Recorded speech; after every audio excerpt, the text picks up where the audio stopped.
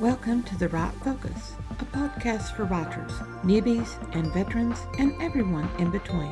We're hosted by Emma Lee with the assistance of Remy Black and Edie Rooms, all from Writers Inc. Books. Our focus is productivity, process, craft, and tools. Each episode lasts as long as it takes to fix a quick dinner, drive a short commute, or take a brisk walk. Resources and links are in the show notes. Visit us at therightfocus.blogspot.com. Now, on to this week's episode.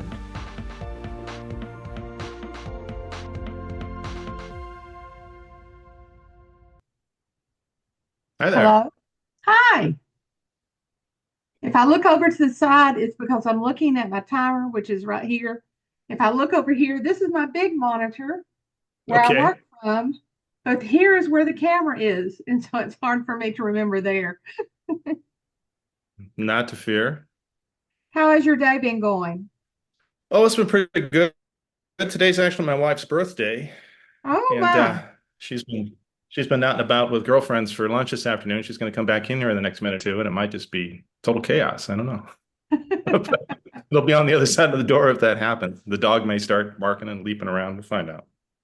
That'll be fine. We've had all sorts of things happen during the course of this. I've had slamming doors. I've had the neighbor doing his leaf blower right here outside my window. It's been a joy. Nice. Yeah. Oh, So it's all okay. good. How are you Why don't you introduce yourself doing today? to the audience? Tell us what you write, and then let's just go right into Okay. whatever technology that you use.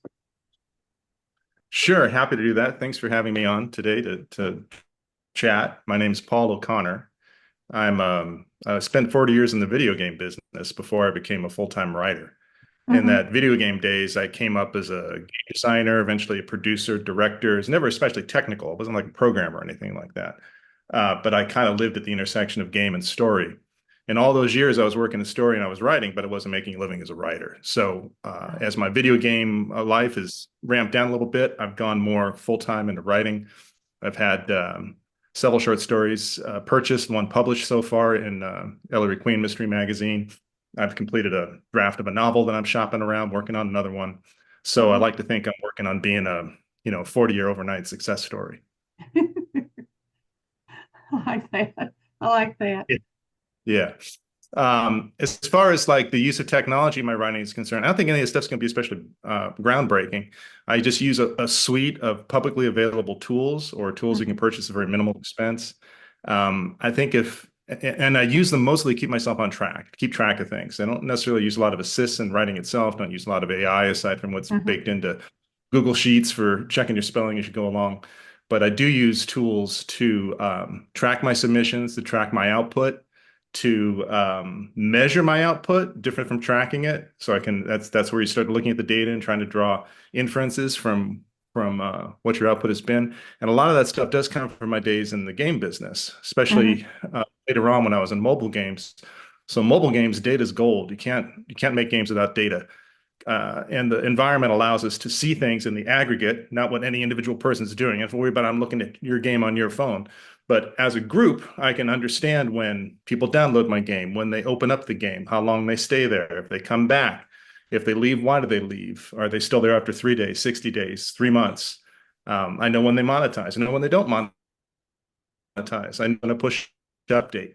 So all those things feed back to me as the creator, and I can look at it in an aggregate and decide what it is an audience wants to do. So I got so attached to that sort of daily data window, looking into what my customer behaviors were in games, that when I came over to writing, I wanted to bring some of that discipline and some of that decision framework in work that I was doing. Now, I don't have access to the publisher facing data, and I'd be surprised if in many cases, if the publishers are looking at things accurately or not. I think probably they're just kind of going by guessing by golly and by individual editor preference. Mhm. And here I'm going to pause for a second because one of those aforementioned interruptions we talked about. I don't think my wife has a key to get in the front door, so go let her in. I'm going to come back and pick up that. I'm back. That was fast. I'm actually glad So we had that little break because my internet, I got a notification that my internet was unstable. And I did notice Okay. that you were glitching. So I switched over to my hotspot phone. And hopefully that will be better than the wired internet.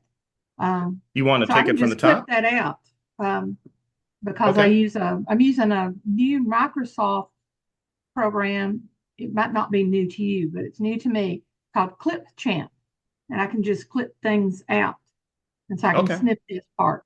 Okay, so if you can continue from where you were. Yeah, so talking about data Mm-hmm, specifically, the data that I look at that helps shape my work as a writer.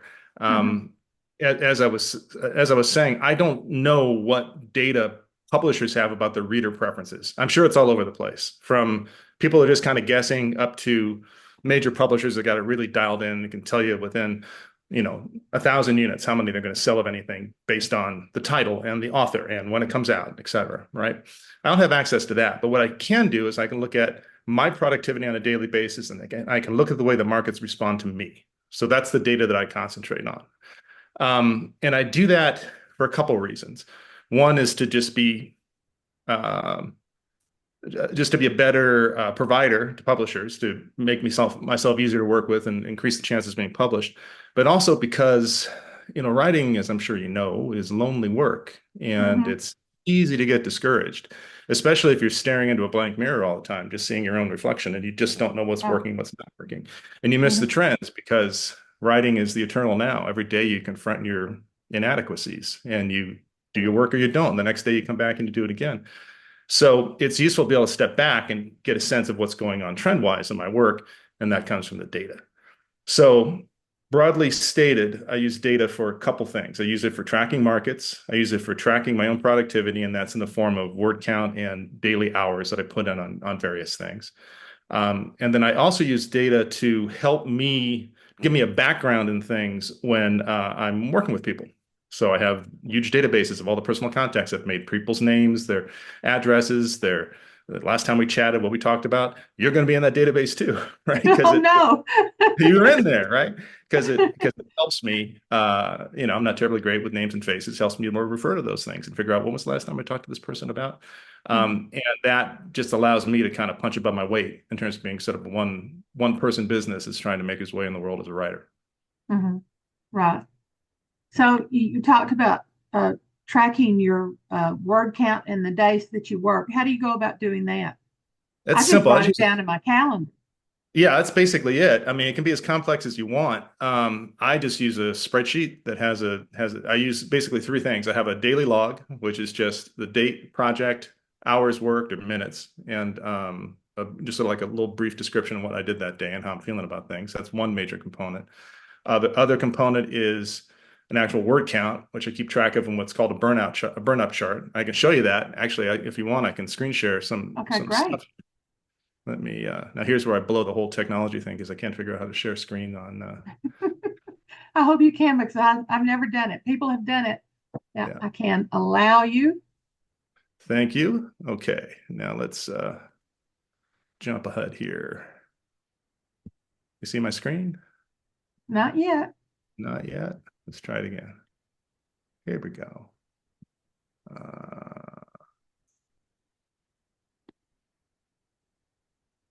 No, that's not it. That's interesting. Well, here we go. We've run into our first major problem. I'm not seeing. Okay, now you're superimposed on a black screen. Yeah, that's no good. Here's me having used this thing. You're going to clip all this stuff, right? That's what you're going to do. Yes, I can clip some of it. Some of it's good, I think, for people to see.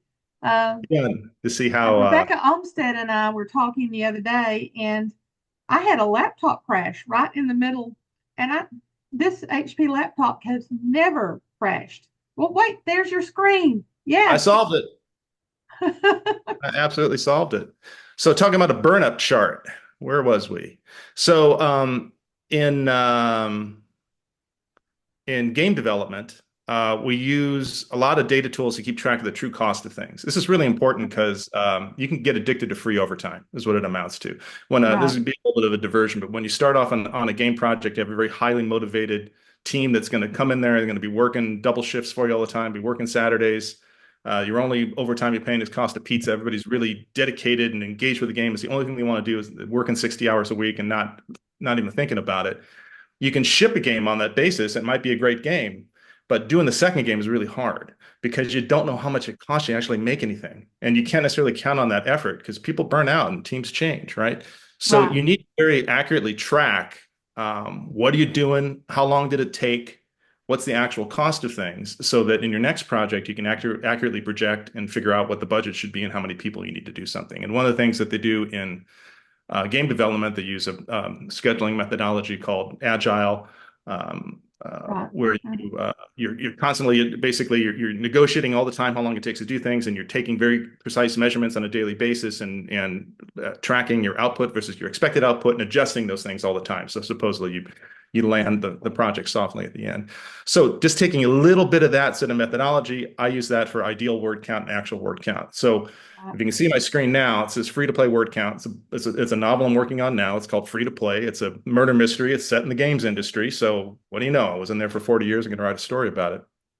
And I decided I want to get to a first draft by the end of the year. And what's a first draft of this book? I figure first draft's probably 80,000 words. So what's it going to take for me to get to 80,000 words by the end of the year, starting on October 1st? Well, in that first column, column A, that's looking at all the dates from October 1st till December 20th, I think is what I count as the end of the year because I want to be able to knock off at the end of the year, enjoy the holidays and not be right up till the first of the year.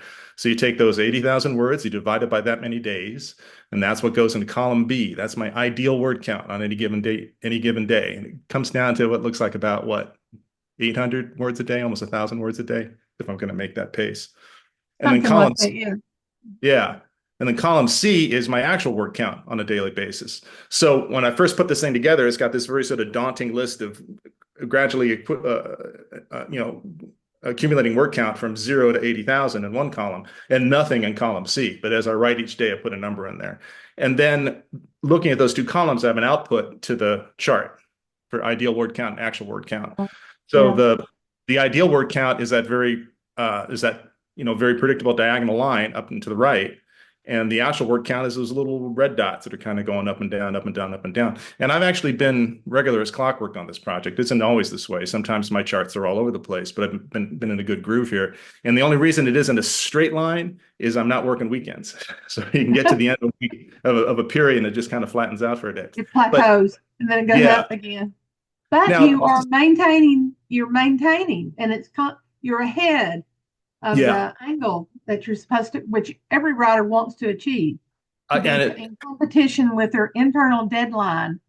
It's a good thing too, because this story's running long, right? It's longer than I thought it was going to be. And, the first draft's going to be a catastrophe. That's fine. As long as I just get it done, then I can go and fix it in the second draft, but I got to get everyday words in. And that's the real value to this, to me, is I can look at it and I can say, no, I have done it, right? Because in that eternal day of a writer where you show up on any given day, it's a miscellaneous Tuesday today, I'm doing my words, I wrote 1,000 words today, I didn't like them very much. It's easy to get down on myself and say, I don't know, what am I doing? It wasn't any good. But I can look at this chart and say, but I am getting there. I am getting there. And actually, as you noted, I'm getting there a little ahead of schedule. So that's something good. That's something I can feel about for myself, because there's enough things that you imagine that depress you. If you have actual facts and you can look at them, then you can diagnose it. I can say I'm on track, or I can say I'm off track, but I couldn't know if I didn't have the data. It would just be a guess. Right. So it's really important to me to look at daily word count, and then also look at the amount of time I put in, because I find an interesting thing is when I started off in this a couple of years ago, I was just tracking my time, and I find that people and companies have a tendency to become what they measure. So if you just measure time, everything's going to be about time. If you just measure word count, everything's about word count. So when I was measuring time, I turned myself into a writer that spent three hours a day in the seat, but I wasn't getting the productivity that I wanted because I wasn't measuring word count. Measuring word count and measuring time together, now I can see how much time I'm putting in, so I know the true cost of something, and I can make an estimate like, yeah, I can probably do 80,000 words in the next 3 months. I can probably do that because I know how long it takes me to actually do something. And by measuring output in terms of words, I know if I'm actually getting towards that goal. When I first started writing, I tried to track my days. But some days are filled, when you're sitting down to do the business of writing, that's not real. You don't really count that as words gained or anything like that. You might spend the whole day reworking the website. Yep. And there's really nothing to show for that when you come to the very end. And so that was very difficult for me. So then I started counting my word count. But at some point, probably somewhere around 2018, I was getting depressed because I felt like I wasn't getting anywhere. And I had to sit down and write down everything that I had managed to publish since my start date in 2015. And since then, I have kept that, it's basically a project list, project accomplishment list. And I just keep adding to that. And that's very helpful to me when I'm feeling sort of down in the dumps. And then I set my word count goal 45,000 words a month. I don't always achieve that. Lucky if I get, I'm lucky if I get close to that. But I try to achieve that and then move on to the next month. And that's, then it has its goal. And some months I'm at 60,000 words and some months I'm at 30,000 words. And it just goes up and down like that. But I do know that I'm accomplishing what I wanted to accomplish. Now, what chart are you showing me now? Well, I'll have a comment on what you just said, and I'll talk about this chart here. I think the critical thing that you just described to me is you have data that you can refer to. You can say, I wrote 45,000 words last month. Theoretically, that's what you wrote last month. Now, you can now that you know that 45,000 words, you can say, was that too much? Was that too little? But you got a place to start and something you can return to. It's concrete. If you didn't have that 45,000 word that you tracked, you just might have this vague sense that I don't know, did I work enough last month? How can you tell if you don't know what you did? You don't know the true cost of your labor. So for me, it's really important, and that's what we're looking at here in this writing log, is to be able to, I can scroll back through this now for 3 years. Anytime I feel like, am I putting in the work to be a writer? Am I working every day? Am I showing up? It's like, because I forget what I did a week ago. I forget what I did this week, but I can look at the log, and then it says, no, Paul, you did. Okay, now you can argue I should have done more or I did the wrong things, but I can't argue that I didn't do it. I wasn't there. That's what this list is about. And then you mentioned that so much of writing is it's not just writing, it's rewriting, it's biz development, it's working on your social media blog and stuff. So I break those things down here by categories, and the project thing over here is a lot of stuff here for Gumshoe Frankenstein, which is the science fiction noir novel I completed, and I'm trying to find a home for it. Right? I love that. Yeah, it's crazy. I'll tell you about it sometime. So there's a lot of lists for that, but there's also a section for biz dev. It's like I was trying to crack these 2-minute mysteries at Women's World, so I wrote that down. And there's sections for the blog. And blog for me it's all kind of social media. I just keep them up on my Twitter and stuff. I just I just round things in the nearest 15 minutes. I'm not really precise about this stuff. I'm not a lawyer that's trying to bill for hours or anything, but I can look at it and I can tell what it was. And then at the end of every year in my blog, I do a post where I just call it like 2023 by the numbers. And what it does is it lists all the hours I did on everything, just project by project, and then kind of reflect on it. And I can look at it and go, wow, I spent as much time on doing my blog and social media last year as I did writing short stories. Is that right? Is that too much time? Out of balance. I wouldn't have that insight without the data. Very quickly, if you're out of balance, and figure out if you're devoting too much effort into something that's not going to have any return. So I love this writing log idea. I have never thought about doing this. I like how you have the project and what you did, as well as the minutes that you spent on it on that particular date. That's really good. Yeah, I just rounded the nearest 15, and that's that. And I just start a clock in the background. I don't look at the clock. I just run it in the background, and I do all my stuff. I do all my work on this little laptop. I don't have a lot of monitors, right? I just do all my stuff, and then when I'm done, I just look at the clock and see where it is. Rounded the nearest 15, and some interesting things came out of that because I'm starting and stopping a clock. Like if I'm writing and it's like, okay, I'm going to take a break, get a drink, or walk around or whatever. I stop the clock. I want to have that be time. And what I found was I work in 45-minute bursts, and I wouldn't have known that if I wasn't timing myself. And it's uncanny. Now maybe now I just kind of train myself to do it, but it's uncanny that I'll get into the zone. I'll write really well. I'll have a good flow, and it's like, okay, I need to kind of take a break right now. I look at the clock. It's somewhere between 42 minutes and 50 every single time, right? So I kind of know that's my zone time, right? And that's another thing, again, because I know the cost of things helps me estimate how long it's going to take me to do stuff. And I can look at I can look at the way my day's shaping up, and it's like, well, I got a podcast interview at 4 o'clock local, but it's 2:15. Do I have enough time to write? Yeah, I do, because I know if I get in the zone, I can do a burst of 45 minutes, and I may get to my 1,000 words for the day in those 45 minutes. That's pretty cool. I We'll pull like that up. that. I have a lot of wasted groups of time, like a wasted hour, when Mhm. I think, oh, I've got this coming up. I can't get involved in something. But if I know I'm only going to be writing for this amount of time, then I can get something accomplished. That's Mhm. a really good idea, that burst of writing. Well, Because and you I got do to be. write. I write between 35 to 40 minutes. So Mhm. that's good.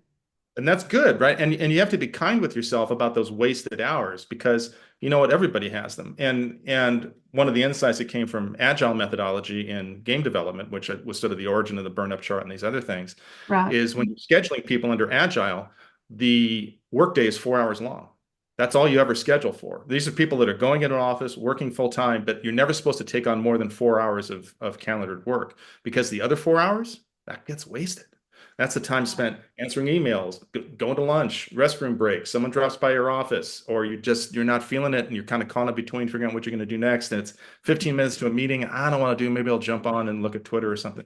So it's understood by project managers that 8 hours is not 8 hours. 8 hours is 4 hours on a good Right. day, right? So we as writers working by ourselves, we may have more control over our time, maybe we don't. But we shouldn't get upset if, I look at it and say, geez, I imprinted on this idea of coming in, rolling a sheet of newspaper or paper into my typewriter in the morning, starting to write at 8 in the morning, going till 5 at night, and that's a day's writing. I, I just don't do that. I don't think anybody can do that. There's a lot of Right. time along the way, and you shouldn't feel guilty about it. That's just the way that we work. I'm not sure. I always dreamed of that when I was busy working my career. I dreamed of having endless amounts of time to write. Uh, but my hips won't let me sit in the chair that long to write. No. Yeah, much less the dog or the cat or anything else. And there was Exactly. something else you mentioned about maybe getting a little discouraged or getting a little lost, and then writing Yeah. down all the work you've done. So Hmm. one of the tools I have, I use this on my blog. I use, I don't think I just called it. What blogging platform to use? Well, I use Squarespace. They're not paying me to say that, but I use Right. Squarespace, right? Mhm. So on Squarespace, one of the things I have is I have a story page. And on this page, and this is a little chunk of it, I record everything that I have sold. These are all stories that have been sold and been published and are in print. And then if you keep rolling on this page, below that, you'll see, well, here's all these other stories that I've completed that have been acquired by a company but not yet published. Or Right. I've got 3 other stories sold into Ellery Queen. They haven't published me in a year, but they've got them. I hope they start coming out soon, right? So I can scroll down and see that. And then below that fold, I have other stories listed that I've written, that are complete, that are in submission or in query or something like that. So this page is really important to me, because I can feel like, what am I accomplishing? I say, well, I've been, I was first published 18 months ago, and I've sold 6 stories. Is that good? Is that bad? I don't know, but I can look at the list and say, here's all the ones I've sold, and here's the ones that are coming up.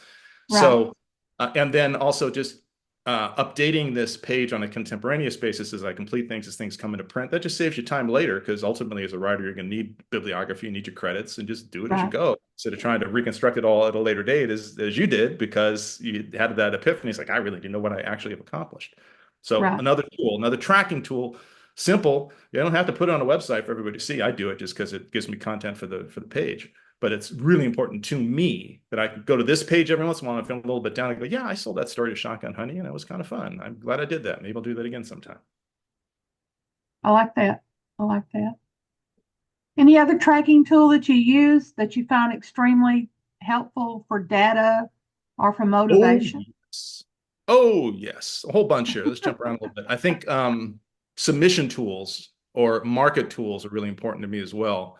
So I want to be a novelist. That's my aspiration. And on breaks between completing drafts or major acts of the book, I'll go on and write a short story, polish that up, and then I'll go back to the novel, right? So that's kind of been my pattern.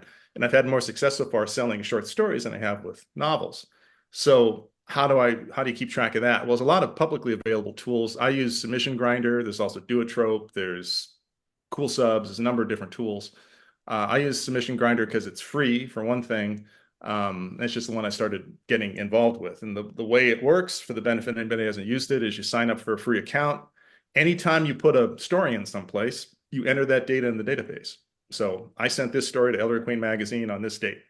And then anytime you get a response, you put that in the database too, which is Alfred Hitchcock Magazine rejected me after 410 days, and it was a personal rejection.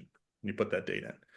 And that's good for you to track, but it's really good when the whole community tracks it, because now you can look at individual markets and see what's going on, right?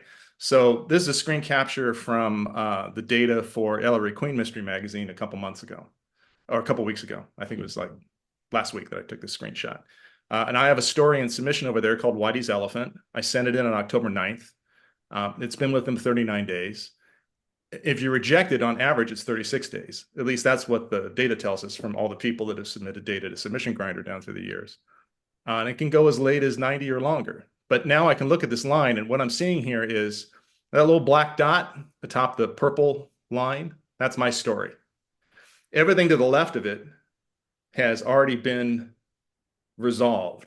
If it's red, it's been rejected. If it's green, it's been accepted. And there's a couple little purples in there, someone that's still waiting for an answer or hasn't updated their data yet, right? Because it's all up to individuals to put it in.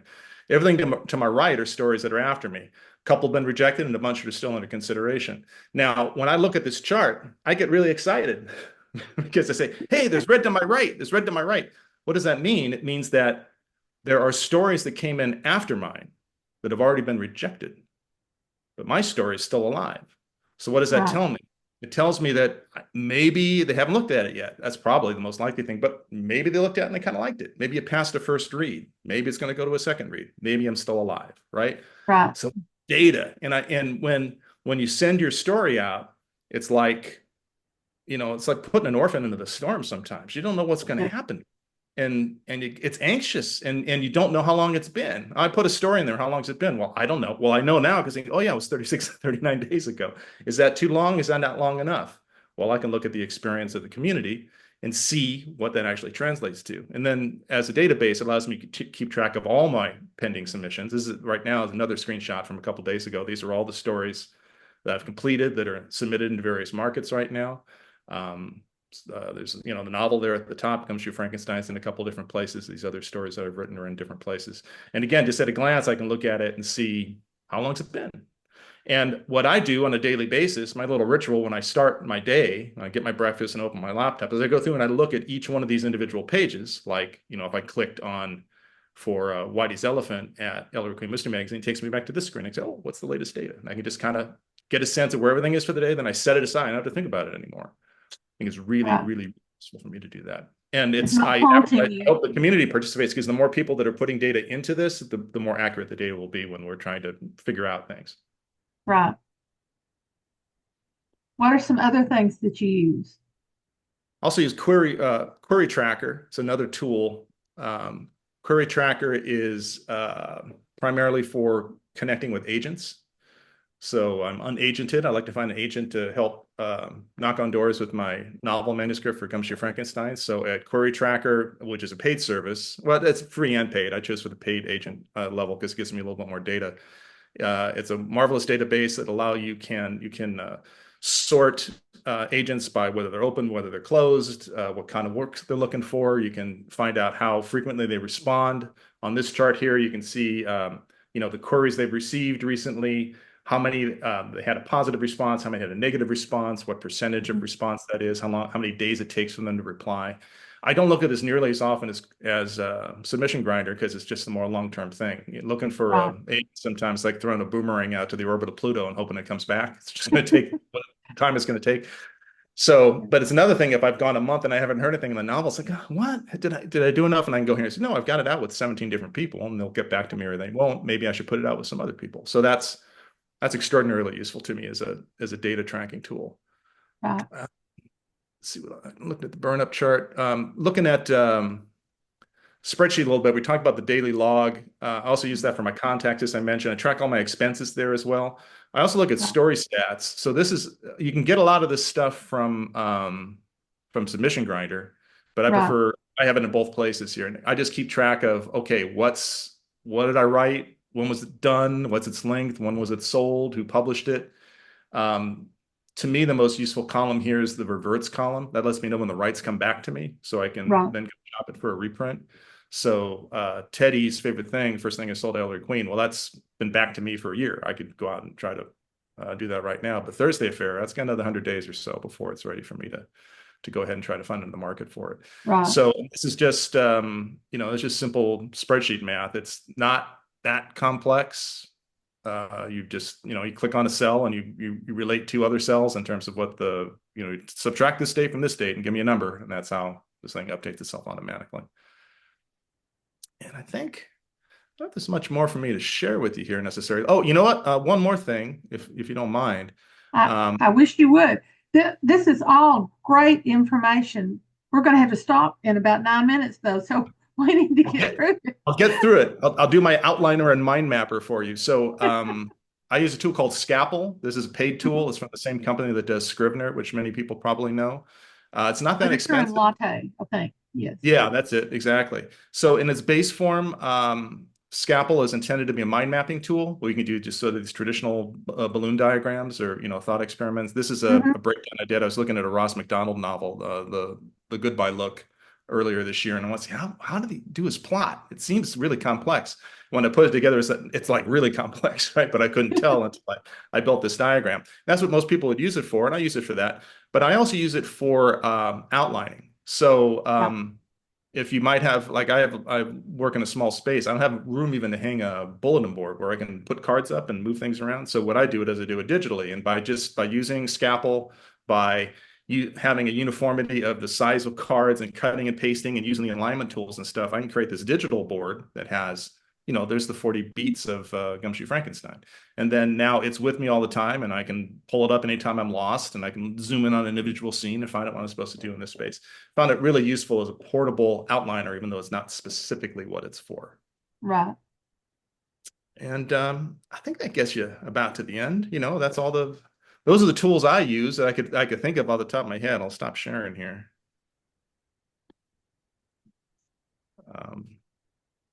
I don't know if I stopped sharing or not.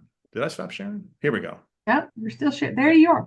There's me talking about technology. I can't share or unshare. So, none of it's really complex, right? And we didn't even talk about things like generative AI or text-to-speech technology, which I saw in my video game days, and I think is going to change writing quite a bit.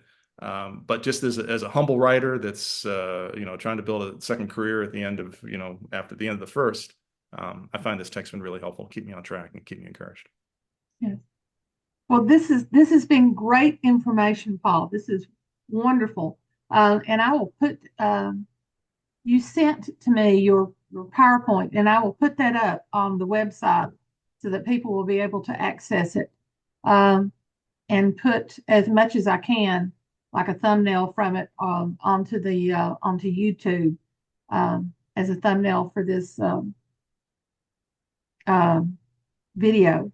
This is great information. I really, really enjoyed talking to you. Maybe we could get together some other time to talk about generative AI. And how writers are using that, and what's difficult and what's beneficial about that. We can certainly have that conversation. And if anybody wants more details on anything we've discussed here today, they're welcome to contact me. My website, my email are on one of those slides. Just yes, I saw that. Yeah, or drop by my blog. Stuff's all there too. Okay, great. Thank you so much. My pleasure. Thanks for listening to The Right Focus, a podcast for writers at all levels, hosted by Emma Lee from Writers Inc. Books, assisted by Remy Black and Edie Runes. Our focus is productivity, process, craft, and tools. Music is licensed through Audio Jungle, called Background Music Loop. Its creator is Alexander Polishchuk, known on Audio Jungle as Plastic 3. The music comes in different iterations. Show notes and resource links for this and other episodes can be found at therightfocus.blogspot.com. Write to us at winkbooks@aol.com when you have questions, comments, and speculations. We will try to answer you as quickly as possible. By the way, we will not mine your email address. That's rude. If you find value in our content, share with your writing friends or write a review. We're small beans here without the advertising budget of the big peeps, and you can make a difference. And whatever occurs, write on.